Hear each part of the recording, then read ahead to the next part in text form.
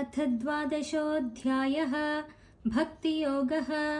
अर्जुन उवाच एवं सततयुक्ता ये भक्तास्त्वां पर्युपासते ये चाप्यक्षरमव्यक्तं तेषां के योगवित्तमाः।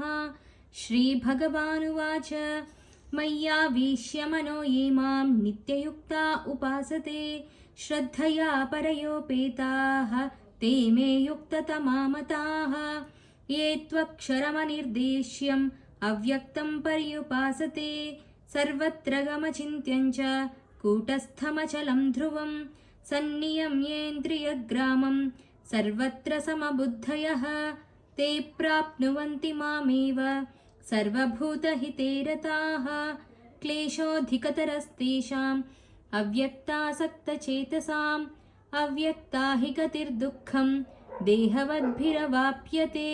ये तु सर्वाणि कर्माणि मयि सन्न्यस्य मत्पराः अनन्येनैव योगेन मां ध्यायन्त उपासते तेषामहं समुद्धर्ता मृत्युसंसारसागरात् भवामि न चिरात् पार्थ मय्यावेशितचेतसां मय्येव मनाधत्स्व मयि बुद्धिं निवेशय निवसिष्यसि मय्येव अत ऊर्ध्वं न संशयः। अथ चित्तं समाधातुं न शक्नोषि मयि स्थिरम् अभ्यासयोगेन ततः मामिच्छाप्तुं धनञ्जय। अभ्यासेऽप्यसमर्थोऽसि मत्कर्म परमो भव मदर्थमपि कर्माणि कुर्वन् सिद्धिमवाप्स्यसि। अथैतदप्यशक्तोऽसि कर्तुं मद्योगमाश्रितः सर्वकर्मफलत्यागं ततः कुरु यतात्मवान्। श्रेयो हि ज्ञानमभ्यासात् ज्ञानात् ध्यानं विशिष्यते ध्यानात् कर्मफलत्यागः त्यागाच्छान्तिरनन्तरम्। अद्वेष्टा सर्वभूतानां मैत्रः करुण एव च निर्ममो निरहङ्कारः समदुःखसुखः क्षमी सन्तुष्टः सततं योगी यतात्मा दृढनिश्चयः। मय्यर्पितमनो बुद्धिः यो मद्भक्तः स मे प्रियः यस्मान्नो द्विजते लोकः लोकान्नो द्विजते च यः।